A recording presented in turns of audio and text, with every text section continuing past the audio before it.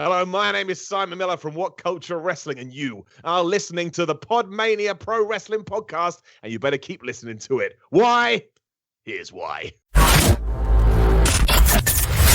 You're listening to the PodMania Pro Wrestling Podcast, a sample of the best pro wrestling podcasts we can produce on our tiny budget. Check us out on Apple Podcasts, Podcast Addict, CastBox, and all other podcast platforms. If it's wrestling you want, check out more of our great content at podmania.co.uk. Let's do this.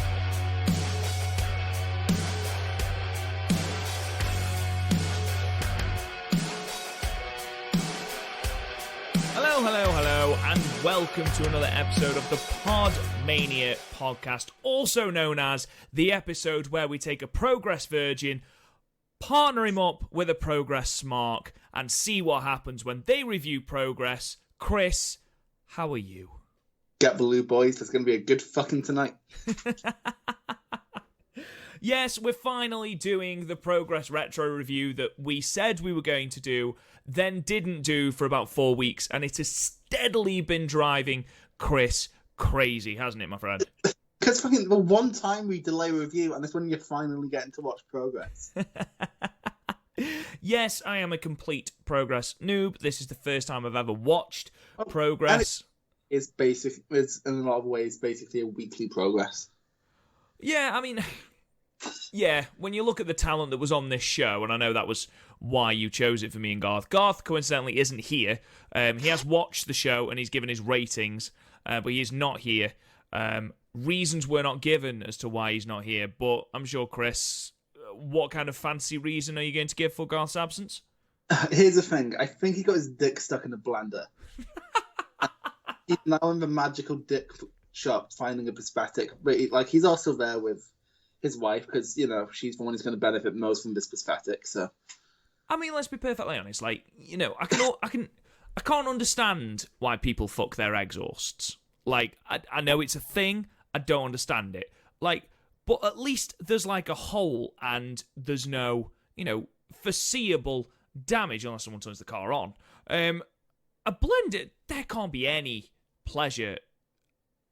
You know, Rob, some people just can't get it up if there's no inherent danger. Whether it be like trauma in their life, or maybe they just watch too much extreme porn, which is actually a problem many people of my generation face.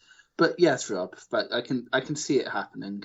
So basically what you're saying is that Garth is danger wanking into a blender, and that's why he's not here. I mean, I'm not implying that he shouted someone's name before starting. That would constitute danger. He's wanking into a blender. Maybe try to make a smoothie. Oh, God, the worst kind of smoothie. I feel like we're already off the rails here. Yes. Yeah, so basically, we're here to review Progress Chapter 55, Chase the Sun, September the 10th, 2017, from Alexandra Palace. Now, Chris, did you watch this live?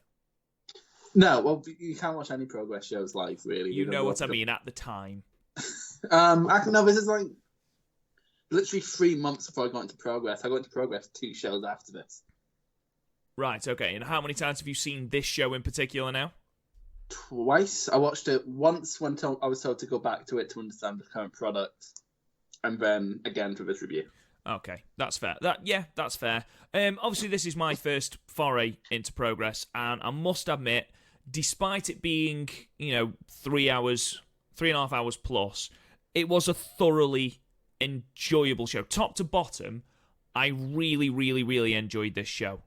And it was so different to the WWE and AEW and, the very highly produced things that we get on the mainstream of wrestling. But here it was, it was exactly what it advertised. It was punk rock wrestling. I really, really enjoyed it. And I could see, certainly be seeing myself seeing a couple more episodes or a couple more chapters if they are to be. I'm definitely going to want you to watch more chapters at some point.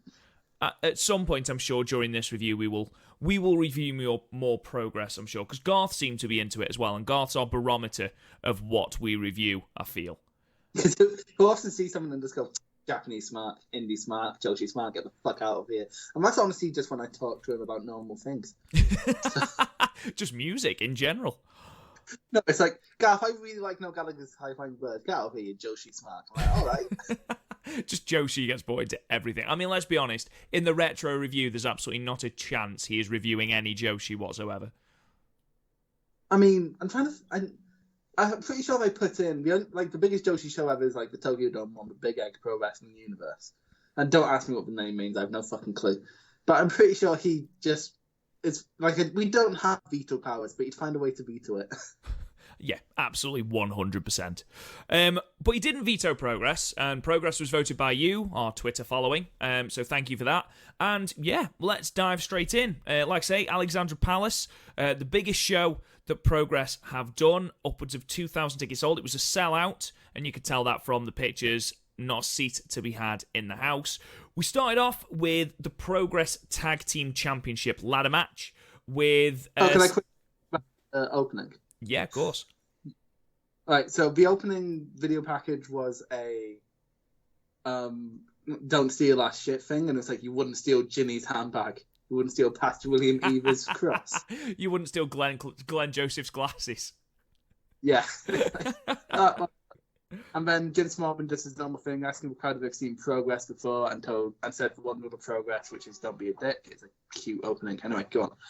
No, that's absolutely fine. Chris Roberts got booed when he came out, which is a Progress tradition. That's fair enough. That is absolutely fair enough. I mean, you will have to, if there is anything important that Jim Smallman said, because I'll be perfectly honest, with everything I watched in King of Pro Wrestling and everything like that, I didn't watch all the Jim Smallman bits. So I watched the matches, I watched the post-match bits, and then as soon as Jim Smallman came out, I was like, and fast-forwarded it. So if there's anything important, Chris, please tell me. Sure. Right, so we opened up, like I say, with the Progress Tag Team Championship ladder match with CCK defeating the champions British Strong Style, Tyler Bate and Trent Seven at 17 minutes and 27 seconds. Chris, the story, please. Right, so basically CCK are like the new kids on the block because of upset British Strong Style winning the Tag Team Championship, and later down the line, British Strong Style won it back in a 6-man, and then this is basically the rubber match to get it back. But also in the run-up to this, Chris Brooks has defeated Trent Seven.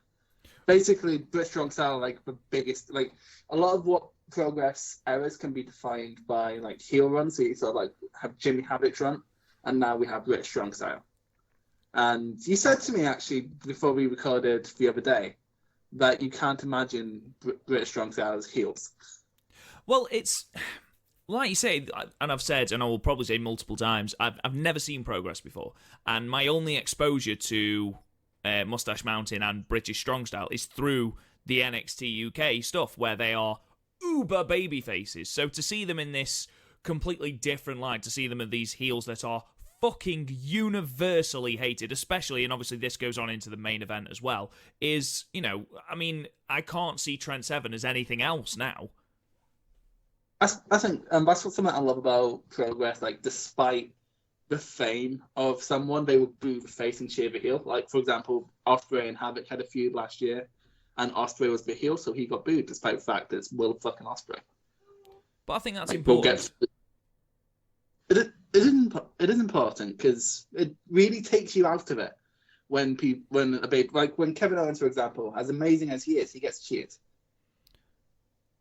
Yeah, I understand what you mean. I mean, there's loads of people that talk about this on almost every wrestling podcast about that dichotomy between the cool heel and an actual heel. Like Baron Corbin is an actual heel. He is a good heel, you know, much as people absolutely do not classify Baron Corbin as a decent wrestler or whatever you want. He is a very, very, very good heel. Kevin Owens is not a good heel because everyone fucking loves him. And that's the difference. He's trying his fucking best to be a good heel. It's really not his fault. No, like absolutely if Kevin Owens was doing the same shit in Progress, he would get booed because Progress fans actually boo the heels. Exactly. But anyway, yeah, BSS have a massive babyface, and CCK have sort of been leading the charge. A lot of people tried to lead the charge against British Strong Style, which we'll get more into as we get into the show. Basically, they're cocky, sadistic heels, and CCK are like the uber new kids on the block baby faces. I mean, this was a cracking match. What a fantastic opener! It was such good fun to watch. It was like a takeover opening. It was. That's exactly what I thought throughout. I know I kept thinking about how, the tag team match at NXT UK TakeOver Blackpool and that match between Mustache Mountain and Grizzled Young Veterans. But yeah, it was excellent. Really, really, really good spots. I mean, you've got Trent Seven slapping the absolute fucking bejesus out of Kid Lycos and out of Chris Brooks. You got the lovely bit where he puts his hand down his shorts, goes to lick his hand and picks a pube out of his teeth. That's absolutely beautiful. There's one spot I want to talk to you about. Now, I understand from my research, yes, I did research, that Kid Lycos was actually injured before the match. He had a shoulder injury before this match, apparently. Lycos was never, throughout his whole career, was never not injured. He was always injured. Actually, I have an amazing Kid Lycos shirt, and it's like pointing out all his injuries. And it's like him on an operation table, and then it just points to his heart, and it just like points to his heart, and just in quotation marks, "Shut up, Lycos." Is that the Lycos shirt you wore in Blackpool? Yeah. It's a good shirt, guys. Seriously. Because I was like, "Oh, am I either gonna go Smarky or my John Cena t-shirt?" We're talking about Lycos. Obviously, I'm not surprised in any way that he was as injured as he was because of his high flying style and the stuff that he did in this match. One particular spot, just it had me physically shout, and wrestling so rarely at the moment gets me to go fucking hell out loud. And the spot, Trent Seven hits a dragon suplex on Lycos, and there's a ladder on its side, and Lycos takes it all the way up his spine. Holy shit, that is the most painful ladder spot I think I've ever seen. I love Lycos. I love CCK, but Lycos was not a smart wrestler. Lycos was very much a car crash wrestler, but from what I've seen of this and what I've heard on the internet. A lot of this is quite typical for Lycos. Not the falling on ladders, but like the jumping the fuck about. Yeah, it's very typical Lycos. Yeah. I did enjoy the fact that they had such a very often these matches, they either go over the top on the silly high spots or they go over the top in comedy. And I thought this match found a nice sort of blend between the two. I enjoyed the moment where Lycos attempts to go up the ladder and the ladder's too small and he's too small. So Seven pulls him down. Seven tries to, and Sevens doesn't like height. So Chris Brooks, who's about 40 foot tall, It was staring at him. He was enormous. And then he pulled Seven off, and then Tyler Bates got the Terry Funk ladder around his head and he's spinning round. It was just really, really good fun. A really, really good opener. Really canny ladders, though. Oh, yes. Absolutely. Like, they just went to B&Q before this and went, well, fine. No, Alexandra Palace isn't that big a building, is it? To be fair, it's not as bad as the last. I'll probably make you review the show one day at Chapter 13, the last time we had a ladder match. I've heard, I read a couple of reviews actually online. Was it? I've got it written down somewhere. Hang on. Riot versus SDS. Oh, I'm getting mixed up with. Yeah, no, I was thinking of the Andrews Jimmy Havoc match, but yeah, I forgot about that one. Yeah, I'd read it and wrote it down just to ask you about it actually, and I forgot to ask you about it before we went on air. I've actually seen it. That's way before I got into Progress. I kind of want to go back to Chapter 1 and watch all of them, but at the same time, it's not like it's an hour-long show. They're like 3-hour-long shows. So. And who has got time for that? Not me, Rob. I'm a student. Who spent 5 minutes complaining that people in his house were stealing his charger and his beer? A poor student, that's it. Towelless Wankers chant was quite nice when Tyler Bate didn't have his towel. That was amazing. And the fact that they kept delaying the match with just constantly picking up the towel, putting it back on, then they carry on chanting. Then he put the towel back on the rope and he'd start again, so he put it back on his... I love these two. And Trent Seven is just He is Bay. Trent Seven is Bay. Absolutely. This later on, but I'll ask you it now. Who's the most attractive member of British Strong Style? Who would Rob do? Oh. Who would Rob take style? Who would Rob take on hardcore? I imagine Tyler Bate is a very, very happy, I'm just happy to be here type of lover. Because he's 21 years old. Yeah. I bet he'd go for fucking days as well. You'd be red raw. Liv Morgan. Pete Dunne, I imagine, is one of the most aggressive fuckers in the bedroom. I bet there's biting. He does not care about how you finish. He just cares about his finish. Yeah, exactly. I bet there's handcuffs, there's fucking chains. I'm just not into that shit. There's a bear in the corner for some reason. And you don't know why, but you're just going along with it because you're too scared to say no. Exactly. And, he makes you wear his gum shield and you're like, oh, fuck, I'm not into this shit. But, you're scared for your life because it's Pete fucking Dunne. So, to be honest, I imagine Trent Seven, you'd have great sex, he'd look after you, and then you go out for a curry afterwards. So, absolutely Trent Seven. He looks like he takes a lot of cheat days. I love him. Honestly, he's easily my favourite member of British Strong Style. Easily. He's my favourite person to watch on like a weekly basis, but I don't want him in big matches. And then again, I say that him versus Walter this year is one of my matches of the year. So. You gave it 10 stars. Absolutely. By the way, ladies and gentlemen, check out our ratings at podmania.co.uk. There was some progress ones up there, and I bothered to send them over. No, this is really fun. Honestly, this felt like... Have you ever seen the Shawn Michaels versus Bret Hart ladder match? Yes, I have. Have you seen the Rock versus Triple H ladder match? I have indeed, yes. It's kind of like that. Like they're two teams trying to batter each other and go up, as opposed to just rush up. Yeah, and I think that worked. Talking about that, I mean, we've got the closing spot, which...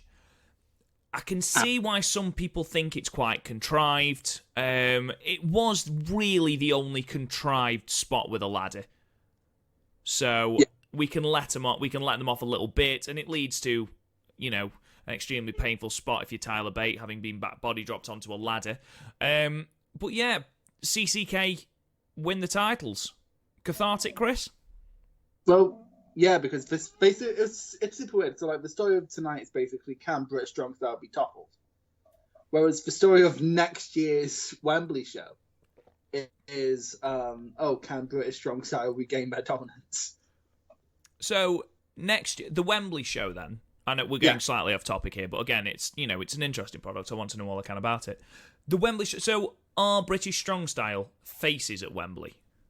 Yeah, by the time I'm watching 2 shows later, they're faces. How the fuck do you go from an entire Alexandra Palace standing up and sticking up their middle fingers at you? Because that's the London crowd and the Manchester crowd were just happy to see British Strong Style. Yeah, fair enough. And so Pete Dunne was feuding with Joseph Connors. Oh, okay, yeah, fair enough. Instantly he's turned babyface. Yeah, fair enough. Basically, as you'll see later on in the night, there's one new massive heel in progress, and British Strong Style sort of moved to face them. Like, they sort of accepted their loss of power. Yeah, literally massive. So, obviously, we move on. What sort of star rating are we giving that, Chris?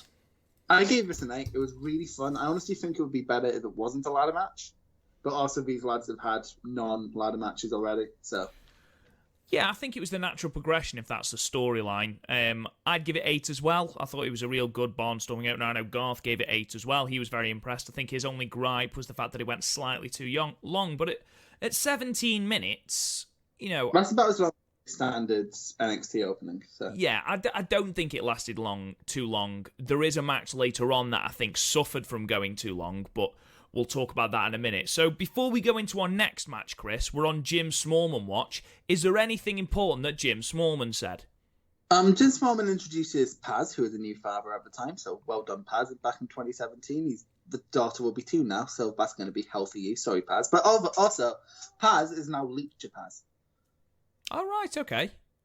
He does basically, he accidentally revealed he can do a 619, so Jim Smallman makes him do a 619 nowadays for a live crowd.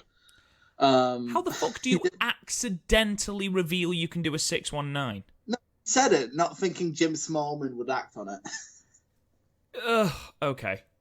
And then Smallman introduced the announce team, pointing out Glenn Joseph, who's looking very good in his Wii suit, and everyone else in the announce team. But so everyone else but Glenn Joseph sort of blurs together for me. Yeah, I found that. I was listening to Something to Wrestle with Bruce Pritchard, and he was talking about Taz, and he said he liked... This is not what you go. Say again. This is not what... I didn't think we'd go into Bruce Pritchard and Taz. Well, he said, and it was an interesting point actually, he said he always wanted Jim Ross and Taz together because you've got Jim Ross, who was Southern, and you've got Taz, who was from New York. And that was a very, very clear differentiation between the two. And I'd never really thought about that before. But the problem I had here was, if it wasn't Glenn Joseph, I couldn't tell the difference between the other two. I don't even know the names of the other two, and I watch the product. Fair enough. Just so you know, it was Callum Leslie and Matt Richards. To be fair, Callum Leslie's pretty lovely. He's lovely. He's just lovely. What's my point? Oh yeah, it's better than next year where we started using Dahlia Black, who's completely untrained as in commentary. Right, how come she... Well, actually, we can talk about that in a moment, because we moved on to match 2, which was for the Progress Women's Championship, with the champion Toni Storm retaining over Dahlia Black at 7 minutes and 31 seconds with a strong 0. Chris, story, please. Basically, Dahlia Black's the number 1 contender after coming back from New Zealand. It's not a massive story. I won't lie to you. The story that the commentary team did a fantastic job of getting the stories over for every match, to be perfectly honest. So I never felt out of the loop. And the video packages, when they were used later on in the night, they certainly helped, and they were very well shot. This match, I don't know whether it was just me or whether she was in the ring with Toni Storm. I felt Dahlia Black was just a little teensy-wincy bit green. Oh, Dahlia Black's was never amazing the whole time she wrestles. Like, she's capable. She never injured anyone, to my knowledge, apart from maybe herself. But she's not she's not a crisp worker, shall we say. She can put on a good match with someone more capable than her, which we saw here. So yeah, it was a good match, but it was never threatening to move into a great or a show-stealing match. Yeah, Toni Storm is amazing, though. I think we need to put that over very strongly, because she's just... is she the best non-Japanese women's worker right now? Don't say Tessa Blanchard.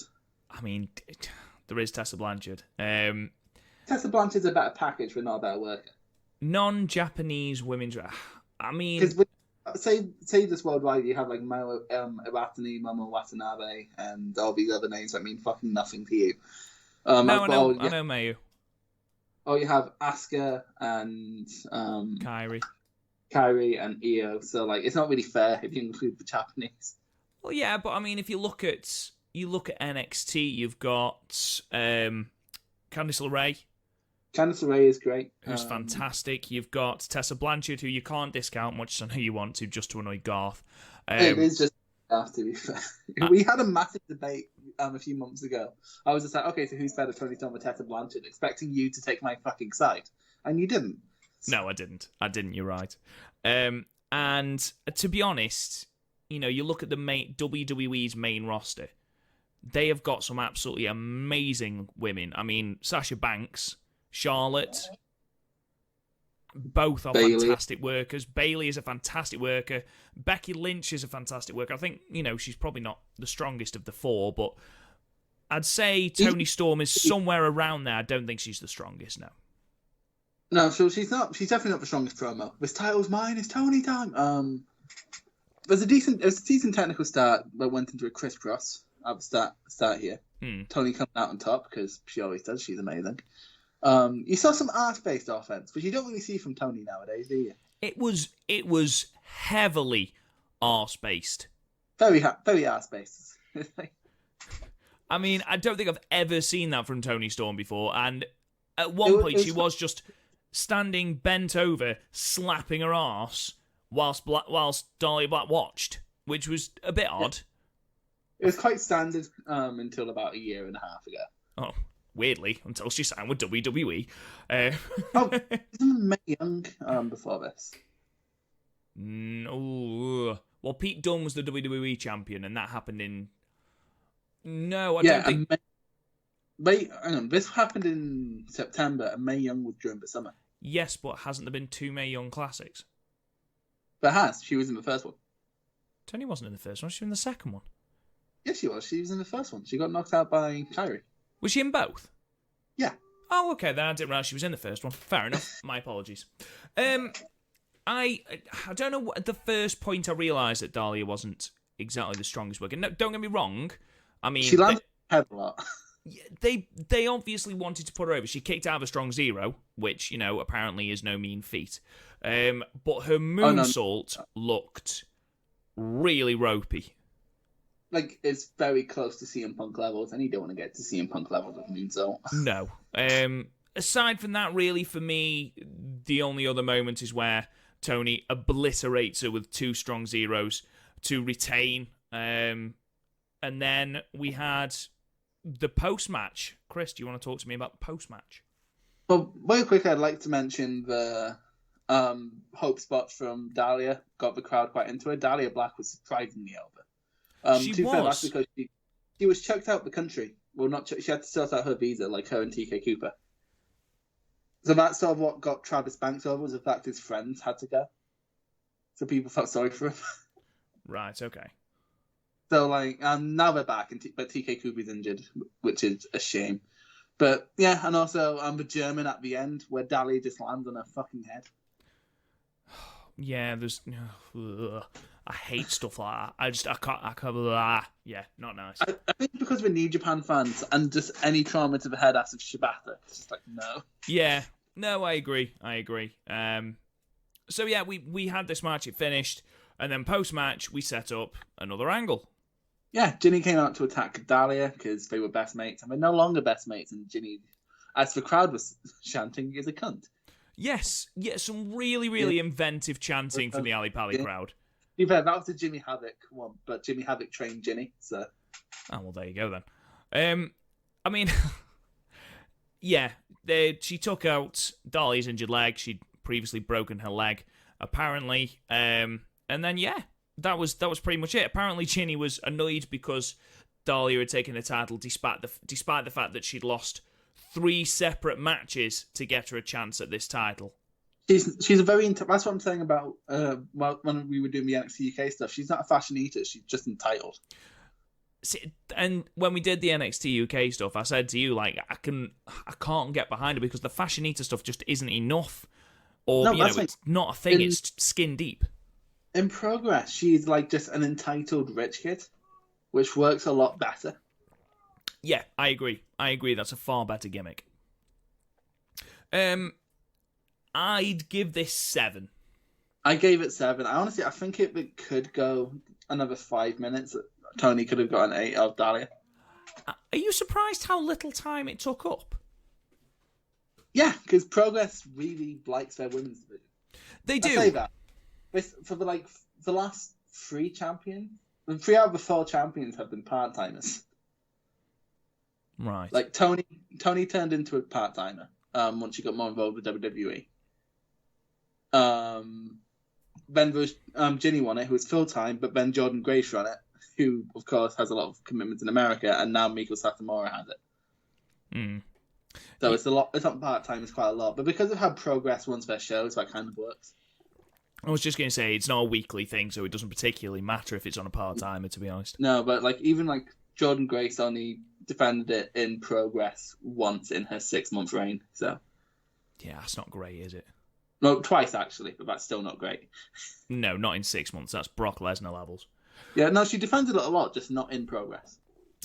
So, Chris, we're now back on Jim Smallman watch. What happened? He basically just said, appreciate both people in the ring, and moves on to the Zack Sabre Jr. Open Challenge, which is actually now somewhat a tradition for Ali Pali show, September Ali Pali shows, because Pete Dunne had a Open Challenge at the last one. And who answered that? Cara Noir. Oh. Didn't he want Josh Bodum? No, he was like, because we didn't announce it beforehand, probably because who's going to answer Pete Dunne challenge is a bigger draw than Pete Dunne versus this hot new up and comer. This ballet. But then on Twitter they were like, "When's we going to find out in the ring?" And he just went, "Oh, I want it to be Bodum." Oh God, that would be brutal. That would be absolutely brutal. I want to see this Bodum last for 5 minutes in the ring with Walter. Oh God. My arse literally clenched for Bodum then. Of Timothy Thatcher. I've got a question about Timothy Thatcher, which we'll get to later on in the show. All But you mentioned Zack Sabre Open Challenge. Yes, Zack Sabre Jr. Has his Open Challenge, and it's answered by Party Marty. Obviously, he's not Party Marty at this point. He is the villain. Because you hadn't seen it yet, and it's like, one Garth, you've ruined the surprise. No, I had seen it at that point. Don't worry. Oh right, I was also like, don't make him think Party Marty was a thing now, because fuck's sake, because Marty was in the Bullet Club at this point. Yes, he was, and he got an absolutely astronomical pop. Yeah, because the Bullet Club are the hottest we've ever been at this point. Because thanks to Kenny Omega. I was thinking this throughout the whole show. It's like, wow, 2017 was just the best year of wrestling, wasn't it? It certainly got a little bit more mainstream crossover than it had before. And I think, yeah, Kenny Omega probably had a massive thing to do with that. But this match, Zack Sabre Jr. does defeat his old tag team partner, Marty Scurll, at 14 minutes and 42 seconds after he reversed a chicken wing into a pin. I was a little bit disappointed in this. Any reason?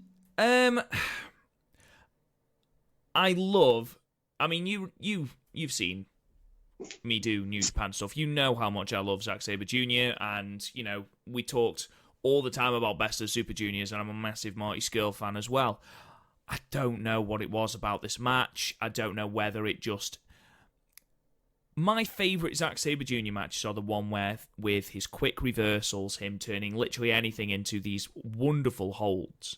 And for me, the pace of this match was quite slow. And I know that you've got Marty, who does a lot of crowd participation spots, and, it's his first time in Progress in, 8 months, something like that. So he's loving the crowd and things like that. But I don't know, it seemed quite slow. And I was surprised when I was typing up my notes that this match only went 40 minutes because it felt about 20.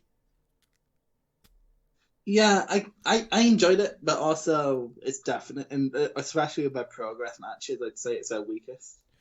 Compared to like Super Strong Style and then Chapter 1. I mean, do not get me wrong, I am not saying this is a bad match. It is not a bad match. Like on most cards, this could be argument for match of the night. Yes, I'd say so. But you've got, you look again at the card for this show and you think, it's nowhere near. I think what you slightly need to remember is that both men have either New Japan or Ring of Honor commitments, so they can't go balls to the wall. Yeah, but these two aren't balls to the wall type of wrestlers, especially Marty. Especially Marty. But put him in the ring with the right opponent, and he will give you. And I thought Sabre would have been that opponent. They've got the history to create a good match. We don't like to repeat spots, and I think that might be it. I think we just wrestled so much at this point, but we couldn't come up with much new. Yeah, fair enough. For me, I didn't make a lot of notes because it was very much standard Sabre, standard Marty, but at a slower pace, and the slower pace really took me out of this match. I think I'm more forgiving to it than you are. Well, what did you think of it? I really liked it. I liked the Sabre being trapped in the ring apron spot. I liked how both of them sort of subverted the other one's standard spots. I liked how at the end, Marty calling chicken wing is basically what cost him the match. I also quite enjoyed the crowd in this match. Go on, what did you enjoy about the crowd in this match? They were just so fucking loud. They were, and that is something that, the only thing is with like a Sabre and a Marty match, the size of the venue, you've got very, very, not necessarily subtle exchanges, but a lot of, let's go with subtle exchanges, submission-based exchanges. Is that not lost on a massive venue like that? I mean, I know it's not lost at the Tokyo Dome when Sabre battled Ishii, but you haven't got two submission-based wrestlers there. I think in like an arena with its screens, maybe not. But like with Nani Pani, where it's basically just a massive warehouse. Yeah, I think that could possibly be the case. Yeah, fair enough. I mean, it was a good match. I had no issues with it. No, I had no issue. I actually really enjoyed it. I'd give it an 8, to be honest. Well, I give it a 6, which means we average it out as a 7. I think that's fair. Fair. There's a Marty promo afterwards. There was a Marty promo afterwards, but not before we saw Zack Sabre Jr. plant a kiss on Marty's girl, and that just warmed my cockles. I do. These two do have a great relationship. Like, they were never like blood feuding, which I kind of like, despite the fact they went in very different directions. Last time these two were together was at Unboxing. Do you know what Unboxing is? You've explained the concept of unboxing to me before, yes. Alright, so for those who don't know, it's basically an unannounced card around Christmas time. Like, it's sometimes before, sometimes after Christmas. And the whole thing's unannounced. There's a bunch of surprises. Like, for example, first year I watched, Will Ospreay turned up to take on Travis Banks, and Jack Gallagher turned up to take on Pete Dunne. And this year, there were some great ones. We got a surprise, not this year, like the year of this show. We got a surprise Havoc versus Ospreay match, which is always amazing. And also, there was the tag team titles were vacant because Pete Dunne and Seven were the champions, and Dunne tried to give his championship to Bay, and so they got stripped. So there was a triple threat tag match. It looked like it was just going to be the London Riots versus British Strong Style. But then Marty comes out and brings the box out. So it was literally an unboxing. And Zack Sabre Jr. was in the box. That's amazing. If you look up on Progress, like after this, I'll send you the link. Just on Progress's YouTube channel, What's in the Box, Chapter 44 spoilers, and it's the best. I'll have to watch it. We then go on. Do you want to talk about Marty's promo? Well, you're basically on. I have a lot of history here. I've been here since Chapter 1, but I'm not going to be here for a while, and it's true because he hasn't wrestled in Progress since. Wow, so this really was his last, to this date. His last Progress match, yeah. Right, okay. He's been on Ring of Honor. Because also, he's dating Deonna Purrazzo, so it's sort of like his whole life right now is in America. Fair enough. Jim Smallman watch? He says for the next match for the front, like 5 rows are in the splash zone. Good stuff. And by splash, he means so much blood. Fucking blood. Jesus Christ, even for Jimmy Havoc standards. Yeah, we obviously had the death match now with Jimmy Havoc defeating frenemy Mark Haskins at 23 minutes and 12 seconds. With Haskins a bomb. Say again. Havoc did a lot with death matches this year. He did. He was in, as a quick rundown, I actually have him here. He was in Tournament of Death and won. And then turned up in ICW to start the King of Insanity tradition, where basically a group of people will have a death match at the ICW's Fear and Loathing show, which is basically their big WrestleMania. And it means I've seen the Jimmy Havoc death match live, and I was quite far back, but it's still not pleasant. No, it's not. This went fucking long. This was quite a long match. Yeah. The video package, I spoke earlier on in the podcast about how the video packages really led into match, and this was no exception. It really helped me to get into the feud between Mark Haskins and Jimmy Havoc. My only issue was, and tell me if I'm wrong, we watched All Out recently. Yes. With the Jimmy Havoc triple threat. Yeah. Which had almost all of the same spots. Okay, Havoc does repeat, like, the staple gun and the paper cut. They're basically standard Jimmy Havoc spots. Right, okay, in that case, I withdraw my point. Yeah, he does them everywhere. Like, he even does them in normal matches. He did it in a match against Christopher Daniels I saw in Edinburgh, and that wasn't even a fucking death match. Fair enough. First thing I want to ask you about, Chris, regarding this match, the mystery box. Yes, but also we haven't actually covered the story that led into this match. Oh, yes, Chris, I'm sorry. Story, please. Okay, so basically, Jimmy Havoc, since around unboxing, has been trying to create an army to stop British Strong Style. Okay. So he tried to recruit Will Ospreay and Paul Robinson. Didn't work. They turned on him. They turned him straight away. It wasn't even like they pretended. Will Ospreay's just a cunt in Progress nowadays. But then Havoc recruited Progress original and former champion Mark Haskins from the Alliance. Like a ropey alliance, but an alliance nonetheless. So there was a series of miscommunications. Haskins got hit by a chair. They kept accidentally costing each other matches. And then Haskins snapped when Jimmy Havoc put his hands on Vicky Haskins, who looks very different in this video package because she's wearing like normal clothes. Like, she's wearing clothes you would actually just wear if you're escorting your husband to work or something, not fucking, I am a demon lady, I'm going to lick this barbed wire hair. Was that you licking barbed wire? Well, no, because I didn't go out, but...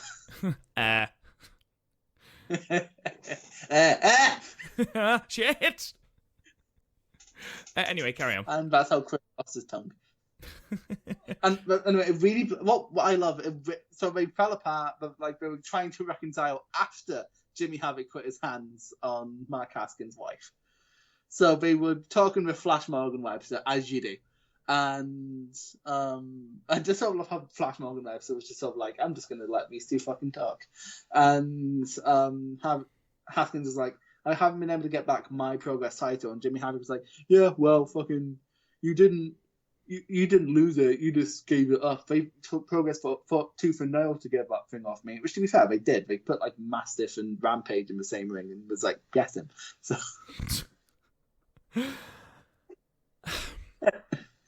is there anything else we need to know? Well, Haskins wants to beat Havoc at his own game because he really hates Havoc now. But yeah, that's basically all you need to know. Right. The mystery box, Chris. I need this answered. Okay. So, partway through the match, and we are sort of flitting, because this is a spot fest, so we're literally just going to flit from spot to spot to spot. Haskins goes under the ring and pulls out a mystery box, and the commentary team build this, mystery box as this big thing. And in it, it's got two things. It's got a Nerf gun and a big plastic dinosaur. I actually do know the backstory. Please tell me the backstory. So Mark Haskins has a family, and that family involves a young boy. And his young boy, not just one he's picked up off the street. No, be my son. It's like, you're my son now, boy. Okay, mommy. Basically, how I got recruited to PodMania, but. So, for a mini Progress documentary, we were following Haskins, and Haskins took that. Haskins and his son go up the hill for walks, and like, it's a hill near the house, not just like the hill of Britain. Yeah. But so he walks up, and he's doing the interview as his son plays behind him, and it was like, "What do you think?" I'd forget his name, boy, and Jack. He's like, "I just like to chill up here and shoot dinosaurs." Well, that makes more sense now. I mean, it doesn't really make sense as to why Havoc sold it. Haskins hit him in the face with this dinosaur, and he covered him for a 2 count, Chris. Dinosaurs really hard. No, not for a 2 count, Chris. What is it about? I find it funny. What do you hate more, the dinosaur or the Lego is thumbtack spot? Oh, I mean, because these two would do that later in the year. I mean, the thumbtack spot was fucking brutal. Oh, the repeated one as well. Oh, we'll get on to that. They brought into the crowd, which is bad because you couldn't see half of it when they brought into the crowd. And then Vicky Haskins appeared out of fucking nowhere, like in the crowd, and it's sort of like, surely you should be backstage looking after your children. Yeah, you would assume so, yes. Actually, you would assume that he wouldn't bring his family to see him in a death match. Has he not seen Beyond the Mat? Especially as the first couple of spots were literally people having shit stapled to their heads. Oh, yeah, and the thing is, I used to always think that when Jimmy Havoc did that, it was fake. You can see the staple marks in his fucking forehead. And I was like, oh my god, it's fucking real. I always assumed it was fake. Always. But then, did you see the staple mark in the side of his head? Oh, yeah, 100%. Jesus fuck, it's actually real. Why the fuck? Why don't you just use a post-it or something? What the fuck? Why don't you just use a post-it? Can you imagine hitting someone with a post-it and then trying to cover them? Right, okay. It's fake. You still have the staple. There would just be no fucking staples in it, and it just sticks to their head, and then you can pull it off.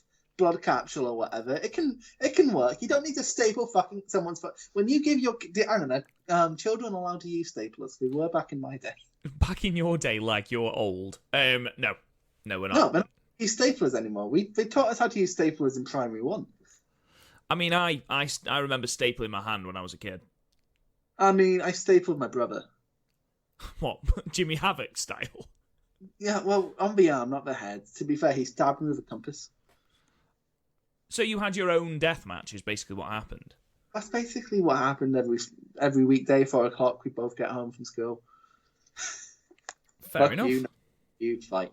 So eventually we get up to the stage and there's a Death Valley driver through a table, which would end most matches. But I like how Haskins sort of just fireman carries Havoc back. I don't know. I mean, you talked about that spot, and that happened within 10 minutes. Yeah, and this match went, what, 25? 24 minutes and 23 minutes and 12 seconds it went. And to be fair, about 2 minutes of it was just them getting back to the ring. We haven't even mentioned the axe. Oh, the axe. We'll get to the axe. So we get back to, and then there was a kick. They got cinder blocks, and then they hit things with the cinder blocks to make clear that it isn't styrofoam. And the commentators went, see, it's not styrofoam. I'm like, I understand it is probably real cinder block or whatever, but now you're just making me think it's styrofoam. My favourite bit of that was when Haskins is setting up the 2 steel chairs, puts the cinder blocks on, and one breaks in half. Literally just falls off. I mean, do you want them to use non-gimmick cinder blocks? Because Jimmy Havoc will. I know he will. He's an absolute psychopath. Havoc then tapes the wrists of Haskins. Yes, he does. At this point, I was really into this. I was like, shit, this is old school Jimmy Havoc. This is wrestled to get the title off of him, Jimmy Havoc. This is almost cut off Will Ospreay's ear. Do you know the story behind that? I don't, but instantly want to hear it. All right, so it's not like it was an accident. Literally, it was like what's that film? Reservoir Dogs. Oh yes. So he was doing a spot like that. He tied Will Ospreay to a chair. This is before Will Ospreay was the biggest thing in wrestling and was going to cut off his ear. And Jimmy Havoc just kept going all day. You better hope Mark Andrews and Eddie Dennis make the save, otherwise I am going to have to cut your ear off. And Will Ospreay thought he was being serious. God, I just wouldn't fuck with Havoc. He scares a living shit out of me. He is very scary. That's the thing, he's tiny. He's like Garth's height, but your build. But he carries round fucking thumbtacks and axes. It's like that Dean Ambrose interview. It's like, well, yeah, I'm not going to out-wrestle you, but I'll fucking stab you.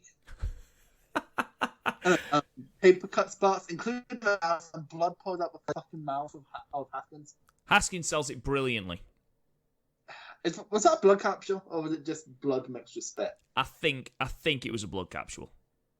I actually genuinely hope so, because imagine getting paper cut on you. I mean, like, my mouth is in agony when I eat an ice pole too fast. Vicky Haskins sets her husband free. Vicky demands Haskins to put the chair down and produces a barbed wire baseball bat. This is the genesis of current day Vicky Haskins.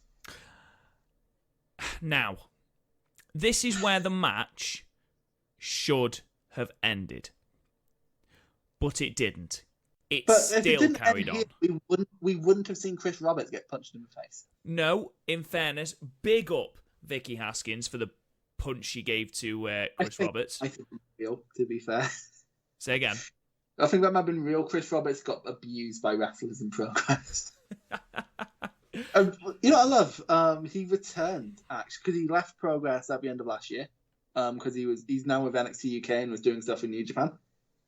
So like he somehow moved up in the referee world. I didn't know that was fucking possible.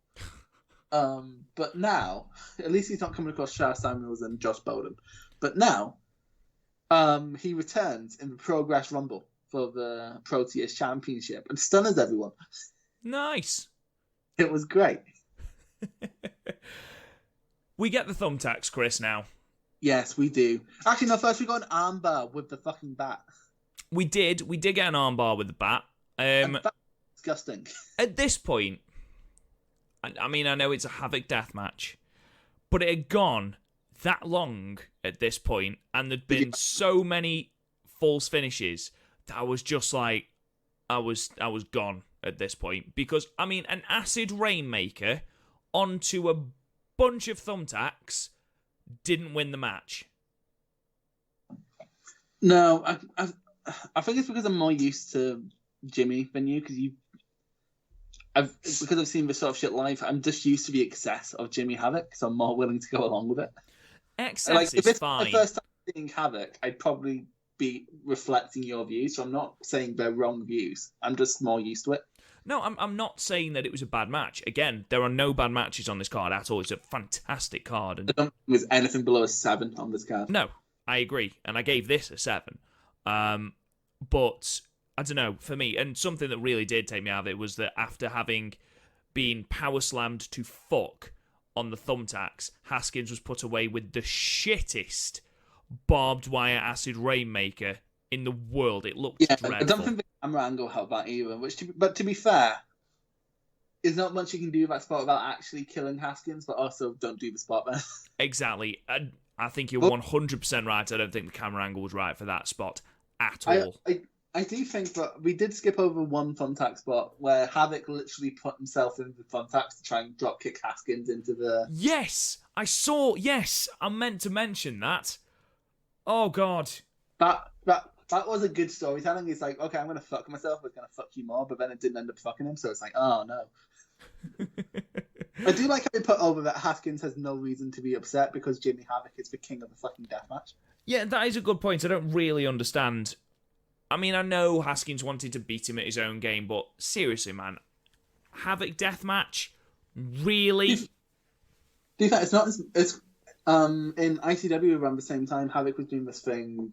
He was basically sending out invitations to take part in the King of Insanity, who was... I'm not sure how many of these people you're familiar with, but it's Chris Renfrew,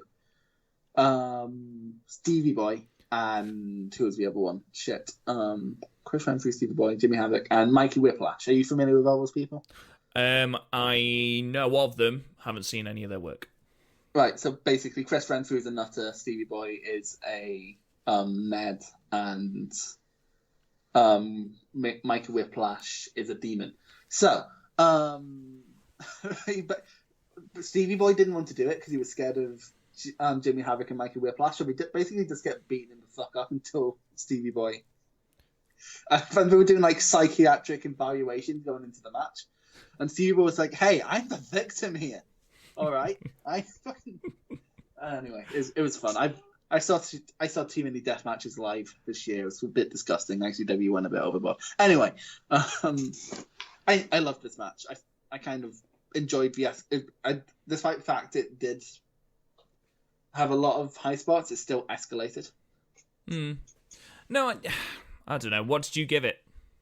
I gave it a 9. I gave it a 7, which means it averages out as an 8. Yeah, we'll average out as an 8. We're not really taking Garth stuff into... If he wanted his opinion to be heard, he'd be here. Yeah, Garth, get your dick out of the blender. Having a family and having to find a perspective to please your wife. We're really lucky he's not going to listen to this. Yes, that's a good point. He's not going to listen to this and definitely not going to listen to it 53 minutes in. So that was part 1 of the Progress show. By the way, do you want to know what happened to these two? Pardon? Because, no kidding, 2 chapters after this when I started watching, they were a tag team. What, Haskins and Havoc? Because Havoc was basically still trying to bring back the old Progress, like bring it back to how it was, and Haskins had gained his respect. And so they sort of just came together. They were a decent tag team, actually. Right, fair enough. The thing I saw, it was these two versus Jack Sexsmith and Matt Riddle, and I saw that and I was like, all right, I'm hooked in progress, I guess. Oh, Jack Sexsmith. Oh my God, Jack Sexsmith. We'll get on to him. So Jim Smallman watch. In the crowd, there was a Nakamura cosplayer. Fair enough. A Necro Butcher cosplayer, which to be fair isn't hard. Just grow out your hair, don't wash it for 3 days, and wear a Choose Death t-shirt, and you look like Necro Butcher. And also a Mankind one. And a Mankind one properly looked like he got Foley chance. He properly looks like Mankind. Oh no, I did see the Mankind one, but didn't know him because obviously I was skipping it. Didn't see the context in it. I did see the Mankind one though. But then they had a little announcement. Go on. That the next year they would be running a show at Wembley. And the pop that happened when they said they're running Wembley was unbelievable. Like, the crowd just instantly went, oh, fuck, I guess we're all going to Wembley. Oh, my God, it's Wembley! But believe it or not, Rob, I'm going to give you a bit of Brett Rez Smarkdom history here. This sort of made ICW hate progress. Well, ICW fans hate progress, / ICW commentators. Go on. Because ICW, as you know, run for 3 years, ran their big show, Fear and Loathing, at the Hydra in Glasgow. And the first one, Fear and Loathing 9, is legitimately the biggest drawing independent wrestling show in Europe in, I believe, 20 years or something. Like, years and years back would have been the last one. And so it was 6,000 people. And then Progress started going, well, we have the biggest drawing one in England to sort of promote Wembley. And ICW fans heard that as Britain and got annoyed at them. Right. To be fair, ICW are not known for being particularly nice towards companies bigger than them, like WCPW. Or, like, even around the same time, like, WCPW would get relentlessly destroyed on ICW TV. Like, Joe Hendry actually brought out the WCPW Championship to get heat, but they blurred it out. Wow. Yeah, ICW, I think they're so sort of carny, and it's sort of like, if you worked together better, people would be more likely to book Scottish talent. That's because Progress isn't... I'm trying to think of the show. I don't think there's any Scottish talent on this show. Wolfgang. Wolfgang. Well, okay, yeah, but I meant wrestling on the show, and you just spoiled what happened after this next match, fans. But God, anybody listening to this will have already seen Progress. Yeah, very true, very true.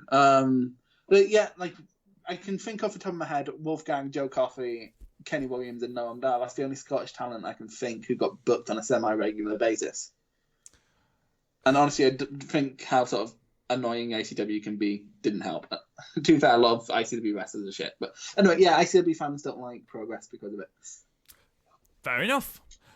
Should we move on to part 2? Yeah, let's move on to part 2. Oh, Christ, this next match, I was so excited. The match that Chris is referencing is the Progress Atlas Championship match, where Walter defeated Timothy Thatcher and Matt Riddle, the champion, at 12 minutes and 48 seconds with the sit-out pile driver. This was my first sort of viewing of Timothy Thatcher, Chris. Yeah. And why was he in this match? But I actually don't know. I don't know the build-up to this. I think basically both him and Walter had an equal stake at the Atlas title, but we didn't want to sort of blow the Walter Thatcher match on a number one contenders gig, so they just booked a triple threat out of necessity, basically. I think this is one of the few times Progress booked themselves into a corner. The only reason I ask is because usually in a triple threat, there's one person who is there to take the fall, and it seemed that if Timothy Thatcher was in that match, and, you know, Walter was obviously going to win this championship from Riddle. I have an explanation there. So, you know how in TNA, when they were teasing the Motor City Machine Guns becoming a tag team, they put them in multi-man matches so that neither of them would have to pin each other? Yeah, sort of. It's kind of like that, where they don't want to answer who's better between Walter and Thatcher, because that's a match down the line. Whereas Walter and Riddle have already traded wins, so one of them can pin the other, and it's not a massive stock loss for either. Fair enough. In fair, okay. most Thatcher would go on to have an amazing match. About 6 months later in the new year, and it was absolutely amazing. So You will have to point me in the way of that match because it's all on demand, so you'd have to pay £6 to see it. I'll nick my login, which is more likely. that's probably what's going to happen. This Anyway, was Suplex fucking City. You know the rules behind the Atlas Championship? Is it sort of? I was under the impression that it was a weight-based championship. It is £205 and above, which in current wrestling climate, where it's basically just weight only matters for cruiserweights, and then after that, just fight whoever the fuck you want.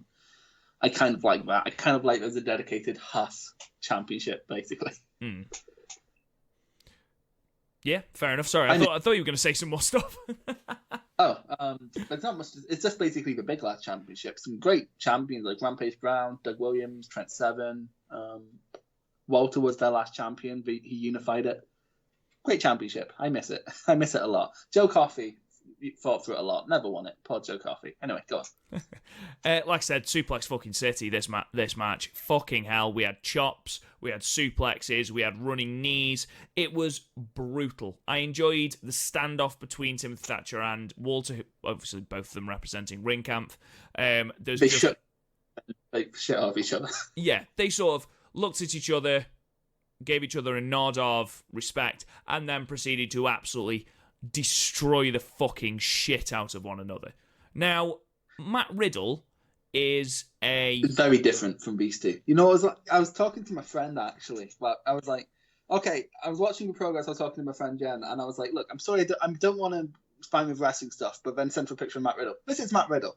This is Timothy Thatcher. This is Walter. This is basically a dude bro versus Europe. Well, what I didn't understand... Well, not what I didn't understand was... There's not often where Matt Riddle is the underdog in a match. No, and you know what I love? He just sort of looked at them when he walked into the ring. It's like, these two massive men. It's like this massive sacred. We have learned the fundamentals to the point where the fundamentals are deadly. There's no humour to be found in professional wrestling. Hands behind their back, scowls on their faces, and Matt Riddle just walks in and goes, "Hey guys, hey bros, let's have a great match, guys. Right, bro, cool, bro," and kicks his flip flops off. Hey guys. You know what it's like? It's like when you and Garth talk about films, and then I'm like, "Hey guys, so have you seen Endgame? Have you seen Peppa Pig?" Right. I'm not that young. You are, mate. You are that young. You are a fetus. I can legally drink. Both here and America. There's no one in the world that can't legally drink. Moving on from your drinking habits, I think Riddle realised he was fucked at this point when he hit the KO knee and Walter fucking no-sold it completely. That was amazing. It's like Matt Riddle's face was amazing in that one. I think it was at that point that he was like, "Oh shit!"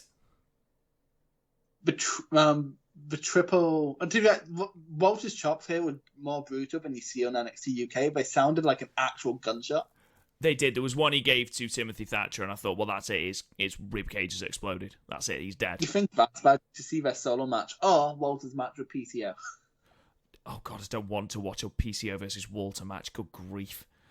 PCO's chest literally looked like bacon afterwards. Anyway, in a slightly less disgusting turn of events, triple German suplex. Is this the one where Riddle ends up flying across the ring and landing on his head?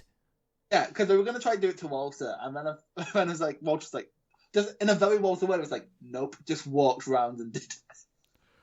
Honestly, watching Riddle land on his head is one of the most harrowing experiences I think I've ever watched because I thought he died.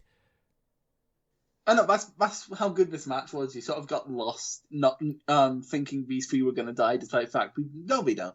They're fine. Well, maybe not Riddle. Goldberg wants to kill him, but for the most part, they're fine. It's made me want to watch more Timothy Thatcher because the exchanges between Thatcher and Walter were excellent. But Thatcher is a wrestling genius. Like, he's a proper, like, grapple genius. which is what I want to see. Unfortunately, he didn't figure much into this match. It was very much a Walter and Riddle match with a little bit of Thatcher sprinkled in. But have context, that sounds bad. It's like a little bit of Thatcher. A little bit of Thatcher. Like, oh. No one. I like how so Riddle like kicked up straight away from a Walter pile driver, and then just got his head lariated off. Yes, he did. Riddle was the source for much abuse at the hands of Ringkampf in this match. To be fair, you look at the size of him, I'm not surprised. Yeah, you're not gonna win. I don't think anyone's gonna like beat Walter and Thatcher when we're in the ring together. No, I don't think so. I don't think so at all. The match ended with Walter hitting the sit-out pile driver. Was this always going to happen, or what? Walter winning? Probably. I mean, Riddle can't fully commit to Progress. Really, he was very much the hottest thing in independent wrestling at that time, and Thatcher wasn't quite ready. Like, Walter is sort of he's a safe bet for the Atlas division, not for his opponent's chest, but like he's gonna draw. So fair enough. Were you going to add something else about this match before I ended it? Oh, Walter's chops made me want to cry. I think that's just a staple of Walter matches, but yeah, you're right. There was some particularly aggressive ones. No, you think that's bad. He had a match. It was at Snowgrass. Actually, you won't know what Snowgrass is. Basically, we had a show in Sheffield, and it was during a snowstorm, so a lot of talent had to cancel. So we scrambled together a card and called it Snowgrass. And it was Walter versus Mark Davis of Aussie Open. And Mark Davis's chest. Ow. Fucking hell. Jesus Christ. No, thank you. Anyway, then, Rob, we had a debut. We did have a debut. Would you like to explain it, as I've already ruined it? So we heard a wolf, and it's like, oh my god, in British wrestling we hear a wolf. Who the fuck could that be? Wolfgang comes out to Run On, most famously sang by Johnny Cash, and to be fair, what a song. Good song. Like, he actually looks intimidating coming out to that song. Yeah, I'd argue he's far more intimidating here than he is on NXT UK. Oh no, because in NXT UK he's Joe Coffey's bitch. They both are. It's such a shame, because Wolfie is actually amazing. He was ICW champion this year. Had a great feud with Trent Seven for the title. It was great. Wolfie's just great. He's so underutilized. But yeah, came out because like so many British wrestlers were like, "Who's your favorite opponent?" It's like Wolfgang. Great. But so Wolfie comes out and just does his entrance, but he doesn't take his eyes off Walter the whole time. Like, the whole time they're putting on, it's like ICW champion, ICW GOG champion, and it's like, it doesn't really matter. Because even though it's a Progress crowd, we still cheered for Wolfie. They did. Big pop, it wasn't to be like fair. It wasn't like a Marty Skill pop, but it still clipped the mic. So yeah, I was just very happy at the time to see ICW talent in Progress. Yeah, because ICW, I followed ICW before I followed Progress. So like ICW talent was sort of a good anchor. So sort of like how when you get into New Japan, AJ Styles, well, maybe not for you, someone was a good anchor for you to get into New Japan. It was sort of like that with. Yeah. It's like, I know him, so I can support him until these other guys have gotten over. So it was great. I recall their match being good. I can't remember it though. No, I assume Wolfgang didn't win it. No, he didn't. Walter would hold that Atlas Championship for quite a long. Actually, he would hold it until he gave it up after he beat. Oh no, he got beaten by Doug Williams. Something happened, but he was Atlas champion when he was feuding with Travis Banks for next year. Fair play. To be fair, who the fuck beats Walter? No one beats Walter. Exactly. Anyway, Smallman watch. Hang on. No. Don't you jump the gun on that Smallman watch. You fucking stop. Sit down. Take a pill. Take a chill pill. What are you giving the match, Chris? Oh, 9. I'd give it 8, but I'm willing to sacrifice a 9. Because honestly, it's sort of like the pace that was kept up between these three men for the size that they are. It made me want to see a Walter Timothy Thatcher match. Yeah, exactly. So it was a satisfying match while making you want to see more. That's literally its job. Also, the fact that it would never descended into just sort of singles, they each had a single spot. There wasn't like someone selling for a stupid amount of time. No. Like it was a triple threat through and through. Garth gave it a 7. He can fuck off. Smallman watch, Chris. So Smallman asked people to raise their hands if they have phantom pains in their chest after that match. And everyone in Ali Pali raised their hands. Brilliant. Oh, God, this next match. We had a number 1 contendership scramble for the Progress Championship, with Mark Andrews defeating Chief Deputy Dunn, Eddie Dennis, Jack Sexsmith, James Drake, Flash Morgan Webster, Strangler Davis, and Zach Gibson at 13-14, with Mark Andrews pinning Flash Morgan Webster with the SSP. All of the questions. Okay. Ask away. But first of all, Mark Andrews somehow coming out to a worse Junior song. Oh, God, that Junior song was shit. It's so bad. At least his NXT UK one is fucking catchy. Yeah, at least he has a little... Yeah, we waved our hands at TakeOver.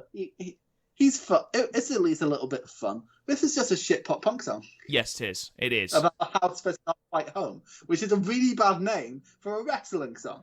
It is. God. Just God. Anyway, questions. What are your questions? Right. Jack Sexsmith. Okay. Mr. He's Cocker. a pansexual phenomenon. Right.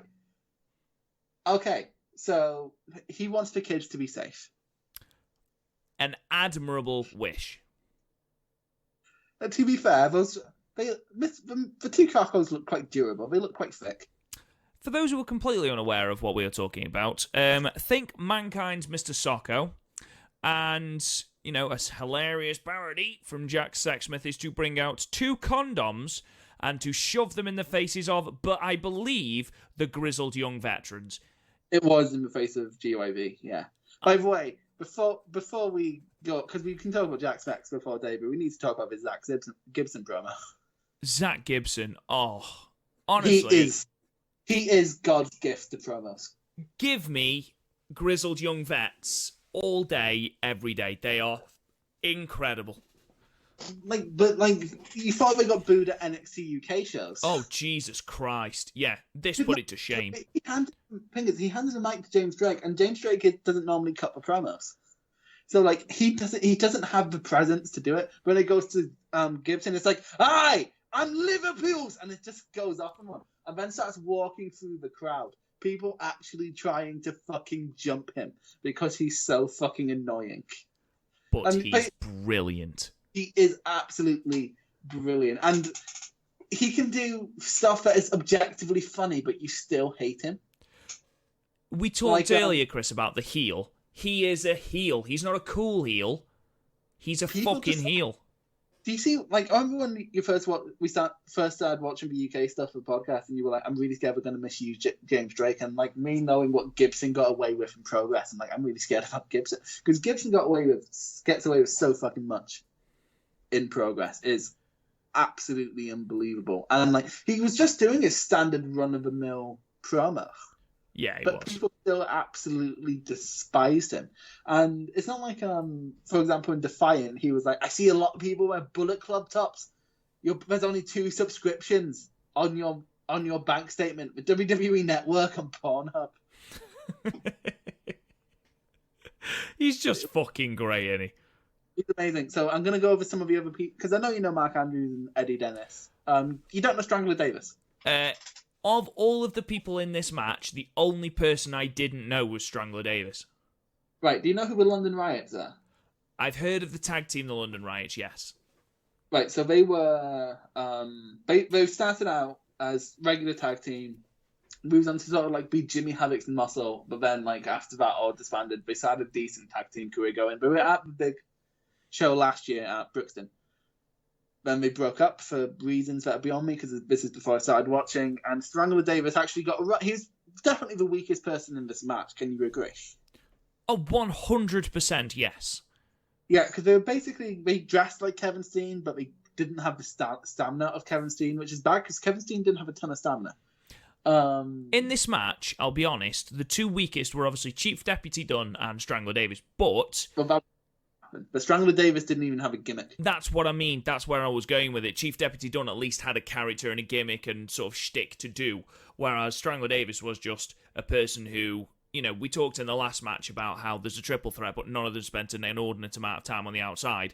I only remember Strangler Davis being in the ring for about 2 minutes of this match. Believe it or not, Strangler Davis will be the next. I think I'm right in saying he's the next person after the winner, who was Andrews, to get a title shot. He went into a proper feud with Travis Banks. Oh dear. And after that, directly after that feud, it came out that Strangler Davis was making very inappropriate moves towards trainees. Oh really? There was a massive sexual misconduct scandal in the pro-res scene, like mostly with trainers, like places like Progress, that shit to happen. So like they were fine, or like ICW, they don't let that shit happen. But like a lot smaller schools got hit, and Davis was one of those people. So like Davis has never been used again because Progress just don't let that shit slide, and like rightfully so. Absolutely, 100%. I think that's a great stance to take. It's one of those things where Davis didn't even bother trying to deny it because they probably definitely had receipts. That's just not okay. It makes me hate him. Not okay. To be fair, you hated him already because he's shit. Yeah, I'm sorry. I've just tried to type Strangler Davis into Wikipedia and it came up with serial killers, so we'll stop that now. Yeah. Probably not the best thing. No. Like I have the article somewhere. I'll send it, but it basically derailed his career, and again, rightfully, his Twitter's on private now, so I can't even see what he's been up to because he doesn't want people to know he exists anymore. In this I don't have notes of this match, Rob. I just put moves occurred.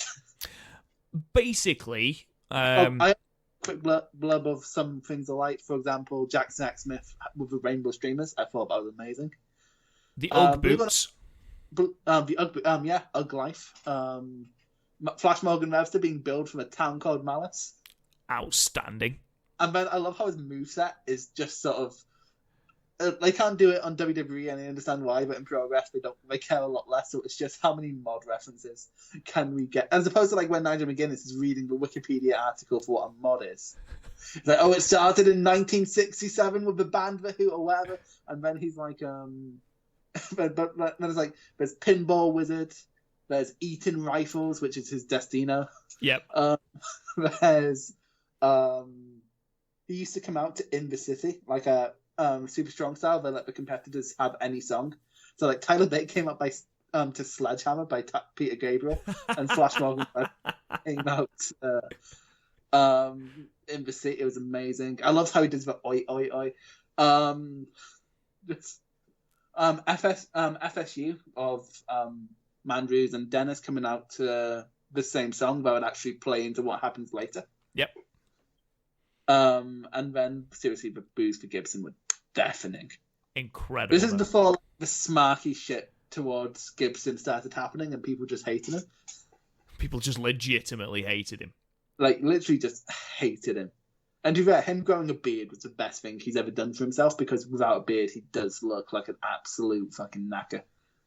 Absolute fucking knacker. Brilliant.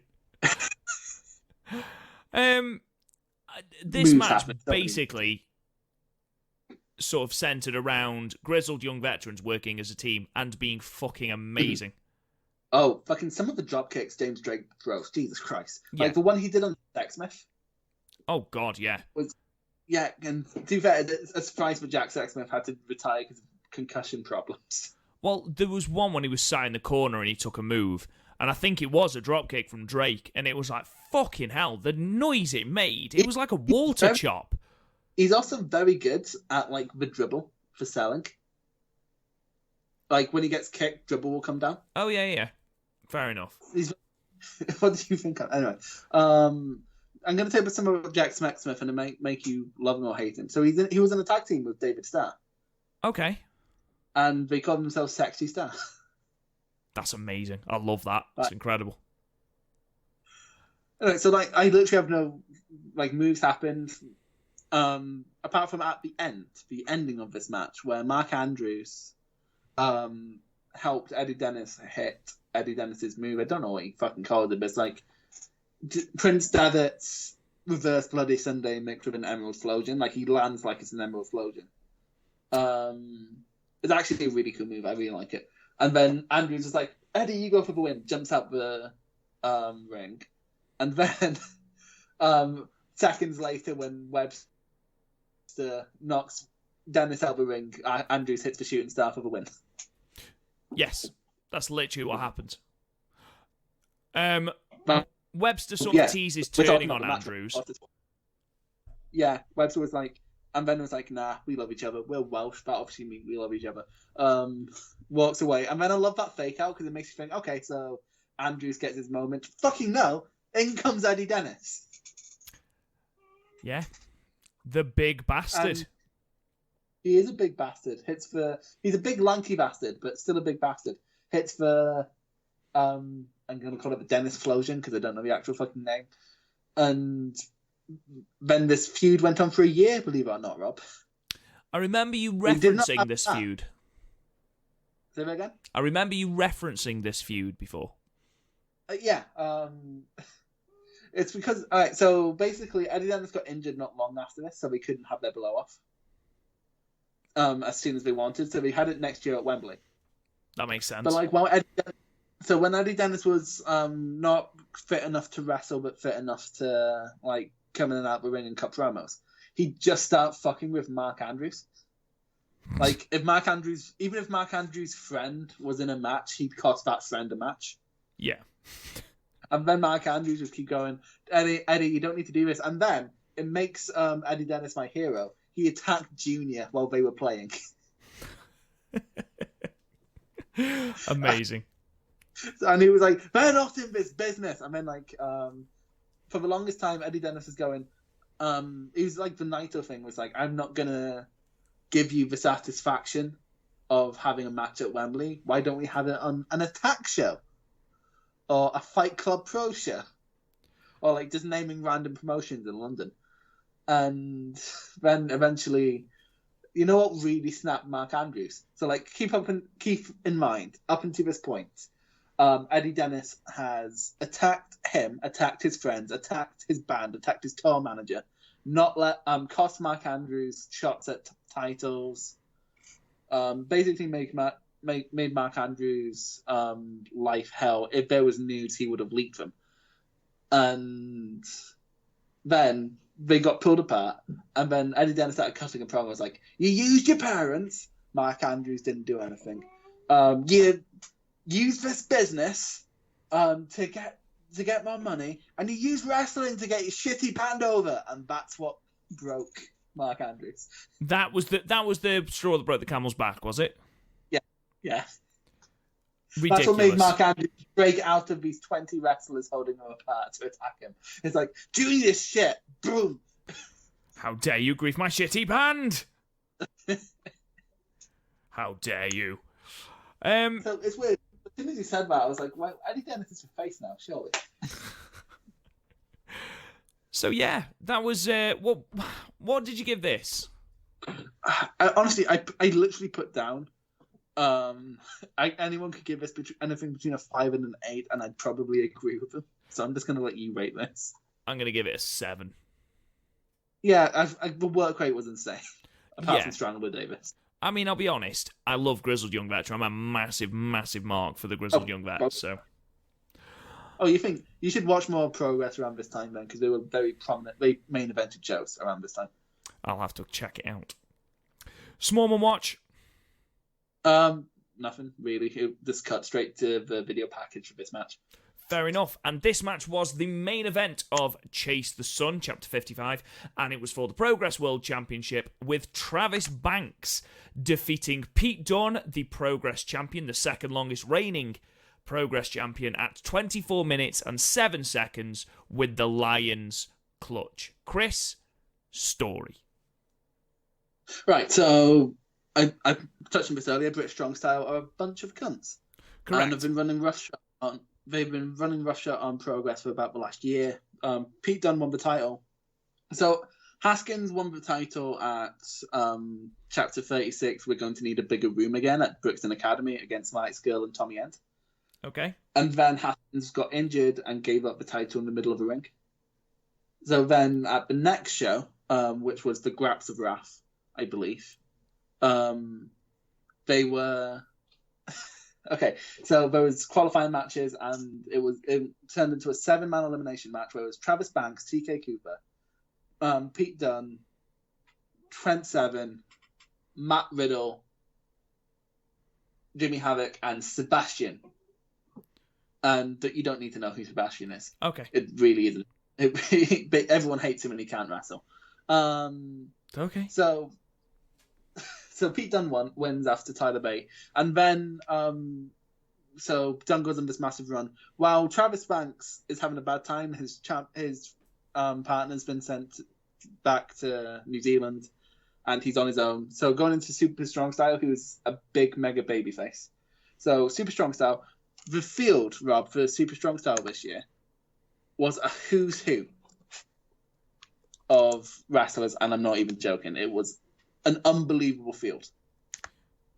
Are you going to elaborate, or? Yes, I'm going to tell you what they are, but because I'm a professional, I didn't have them up already, so I need to get... Idiot. Right. No need to be rude, Rob. You wouldn't be watching this show if it wasn't for me. That is a good point. Fuck, I can't find... Quick, Rob, stall while I look for it. Right. Anyway, while he's talking about this, Pete Dunne made his way to the ring, and to say that he was given an unpleasant welcome would be an understatement. It was awful. But also, I found it. Go for it. Oh, it was Jack Sexsmith, Zach Gibson, Zack Sabre Jr., David Starr, Jimmy Havoc, Travis Banks, Mark Andrews, Flamita, Tyler Bate, Pastor William Eva, Mark Haskins, Flash Morgan Webster, Matt Riddle, Trent Seven, Jeff Cobb, and Nathan Cruz. Fair enough. It is a who's who's. Yeah, and also Trent Seven got knocked out by Matt Riddle in 6 seconds. Right, okay. So anyway, carry on. So Banks makes his way through Super Strong Style, wins it, beating Tyler Bate in the last match of the tournament, a match that got voted Progress Match of the Year of 2017, and then was straight away was like, okay, I want my title shot at Ali Pally, and James Morgan was like, yeah, of course, you won Super Strong Style, that's the whole fucking point. So then Pete Dunne was like, okay, I want to main event Alexander Palace. I'm refusing to defend this championship until then. And keep in mind, this Super Strong Style is in June. No, it's in May. And Alexander Palace is in September. Right. So Pete Dunne just flat out refused to defend his title. Which is brilliant. Yeah, so because he was like, okay, is there any official ruling of how long it takes I have to defend the championship? No, well, I'm not fucking doing it then. What are you going to do? Take the championship off me? There's no rules. Fuck you. I'm Pete Dunne. So, but then in the run-up, they were basically picking each other's opponents. And so Pete Dunne would not let Travis Banks get a win in this whole time. Yep, I know. Sorry, I'm just waiting for you to carry on. I'm just listening. I was. All right, sorry. So he got beat by Keith Lee. He got beat by Matt Riddle, and yeah, basically Pete Dunne was just doing everything in his power to stop all momentum for Travis Banks going into Ali Pally to try and break his spirit. And that's basically it. It's basically British Strong Style versus Travis Banks. Travis Banks used to be a member of CCK, so that's sort of why CCK was positioned in the anti-BSS camp. Okay. The entrance, Chris. Mm-hmm. Short of Undertaker, Is this the longest entrance in wrestling history? Oh, Pete Dunne just walking about. Yeah, like maybe a Randy Orton. But because he takes up about 2 hours of a 3-hour Raw. Yes, he does. But he can. Yeah, Pete Dunne just didn't give half a fuck, did he? He was just sort of walking into the crowd going, "What are you going to do? Hit me?" And Pete Dunne, I'll fucking rip your cock off. The amount of smarky fans who had obviously stood and were giving him the one-fingered salute was brilliant, only capped by the fact that Pete Dunne walked around every single person slapping their hands down. At one point, I thought actually going to start on one of the fans. Yeah, like, literally, people say there's no such thing as old school heat anymore. No, I disagree. This proved that there is old school heat. Oh no, him, Zach Gibson, and who was it early in the night who got an awful... Oh, and the rest of British Strong Style. They just proved that old school heat is still alive. Absolutely. And that's a good thing. Like, people wanted to murder Pete Dunne. Oh, bless him. Bless little adorable Pete Dunne. A little adorable Peter. And then this match turned into basically a WWE main event done right. It did. I enjoyed the fact that British Strong Style, are fully sort of engaged in their character of we are now WWE by doing everything Triple H. I love it. They've got the sledgehammer, the pedigree, the spitting water. It's amazing. Fully embraced there. Well, we're sellouts.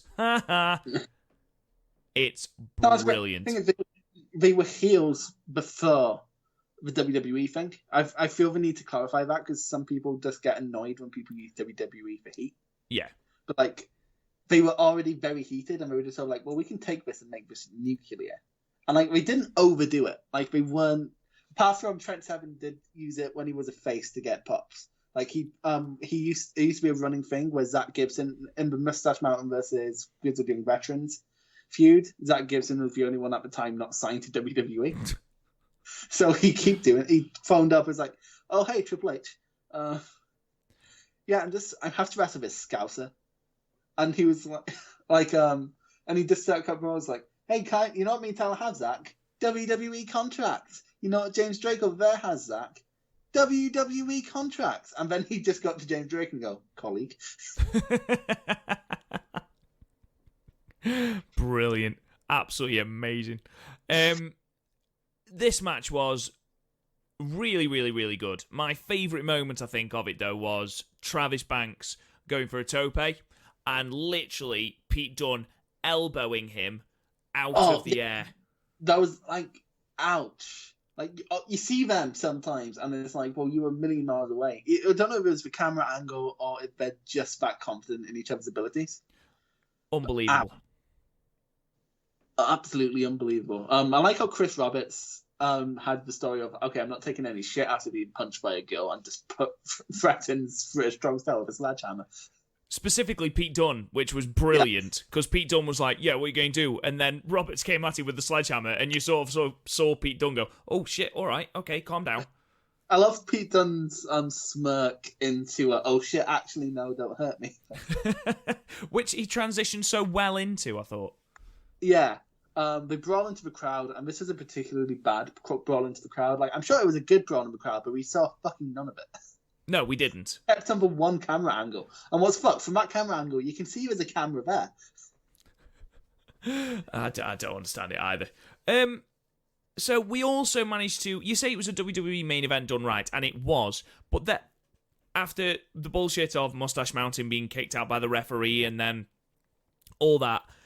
We then had a New Japan main event where spam finishes and Banks kicking out.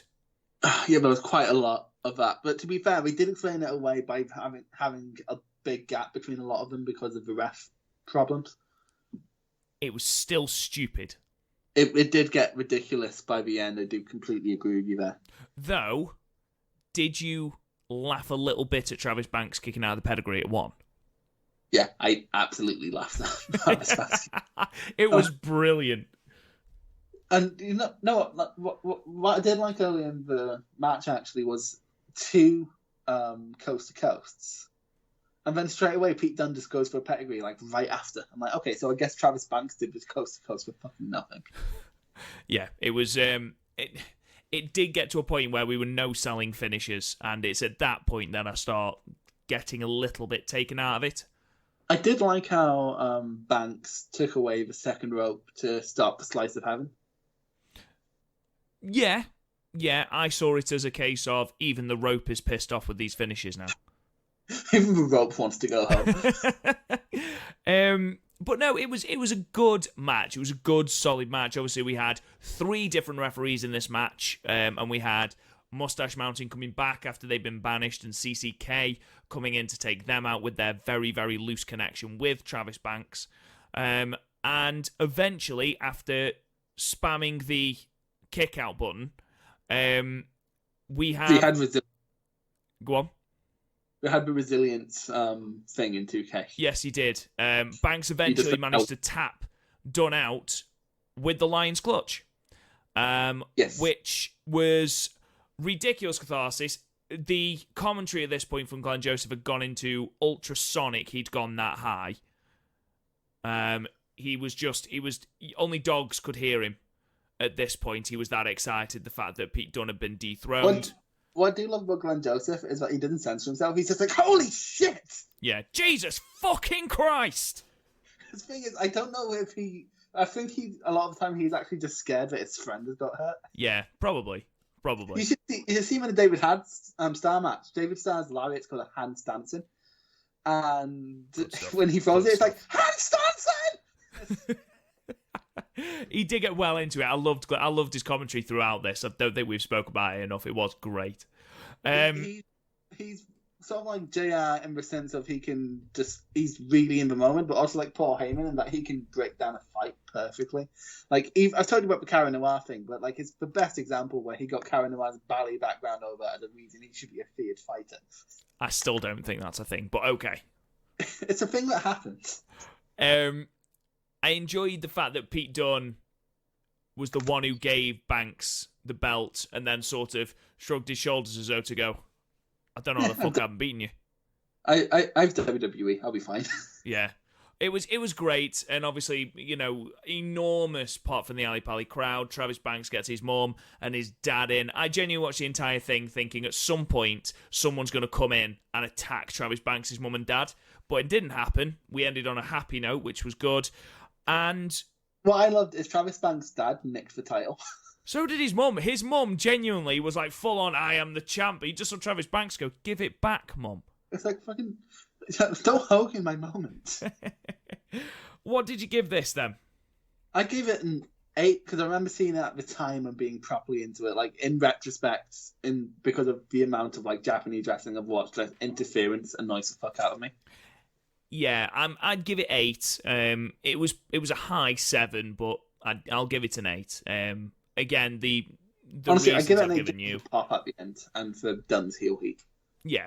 The reason it couldn't be any higher for me, like I say, was the spamming of finishers and Travis Banks kicking out of everything, and apparently is. And then you look at how he's being used in NXT UK and just what the fuck. Travis Banks' run as champ was great. He had some amazing matches. But even some of the challenge. So Travis Banks was one of those champions who would take on mid-carders, but make the like a Bret Hart, would make the mid-carder look credible. Yeah. Like he took on Flash Morgan Webster, and people in the Electric Ballroom were crying because Flash Morgan Webster didn't manage to get the victory.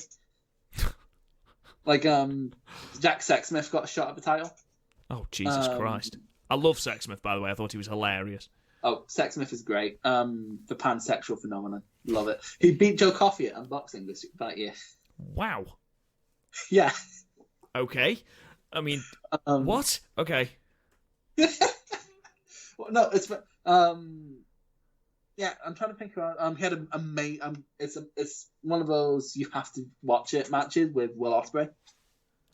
It was unbelievable. Like and Will Ospreay brought up a hidden blade about 2 years before he did it to Ibushi. That move still scares me, man. It does scare. It's very scary. But Travis Banks was fine. It was an amazing match. So Travis Banks would go to a slice of heaven, and then Ospreay, when Banks goes up for the slice of heaven, springboards at the same time and catches him in an Oz cutter. Jesus. And then Banks did the same with the Slice of Heaven, which hurt even more because it's a kick. It was unbelievable. Like, seriously, Banks took on all-comers and made all-comers look credible. Yeah. Nice. Well, that's the end of the show, Chris. You've got me to watch Progress. Finally. I know you're a little bit happy in I'm a special happy. place.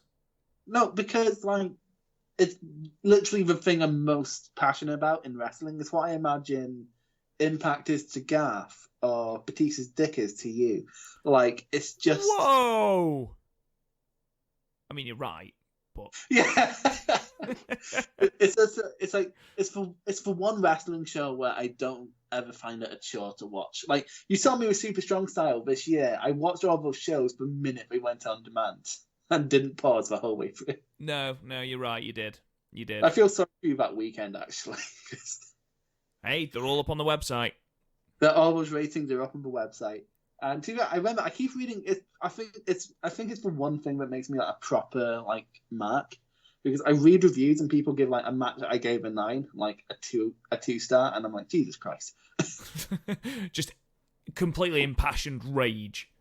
Yeah, I'm like, a 2-star would be a house show match, you stupid cunt fucking Voices of Wrestling. Fuck off. Anyway. Oh, don't attack Voices of Wrestling. They listen to this podcast. Yeah, they're never going to hear this. But thank you, ladies and gentlemen, for listening. That is the end of our retro review. Well, I'm sure this won't be the last time we cover Progress, if Chris has got anything to do with it. In a few months, the next time the topic demands it, I'll put Progress back in the bill. Yeah, absolutely. When this goes up on Saturday, ladies and gentlemen, we will put the new vote up so you can vote on what we cover next time. Next Saturday. This time? Say again? Do we have a category this time? I will let you know. Oh yes. Do you really wish I hadn't asked you that question? Yeah, because you put me on the spot now and I don't know. We're professional here on PodMania. But thank you for listening, ladies and gentlemen. Our next podcast, of course, on Wednesday, we will have episode 4 of the Young Lioncast with myself and Chris, and we are going through some retro Japanese matches again in lieu of wrestling. I gave you some retro ones, but for the most part, you picked the ones from 5 years ago. I did. It's just because I love Suzuki. There's a lot of Suzuki in that. Just be warned. Yeah, it's not Suzuki and then one Masawa match, so I wouldn't scream at Rob. And then on Saturday will be the return, hopefully, of A, Garth, and B, the list format of the podcast. In the meantime, you can check out the website, www.podmania.co.uk, where you can see the archive of all the podcasts we have done, and also our match ratings for all the matches we've seen and all the matches we've watched. We put all our archived ones on there. You can check out the Universe mode with a new episode every Monday at 7 p.m. GMT. You can find us on Twitter at PodMania. You can talk to me on Twitter at RealRobGoodwin. Chris, where can they find you? Just go to the podcast one. I'd never log into my one anymore. I know, and it's got a shit name, so don't ever look at it. Ever. Oh, really? I like the name. I love the name. At Candy Chris 97. But I don't know why you hate the name. What's wrong with the name? It's a stupid name. It's not a stupid name. You're a stupid name. And on that bombshell, ladies and gentlemen, we'll talk to you guys again soon. You've been listening to the PodMania Pro Wrestling Podcast. Follow us on Twitter at PodMania, Facebook at PodMania Podcasts, and YouTube and Instagram at Real PodMania. And check out the website, podmania.co.uk. Until next time, wrestling fans.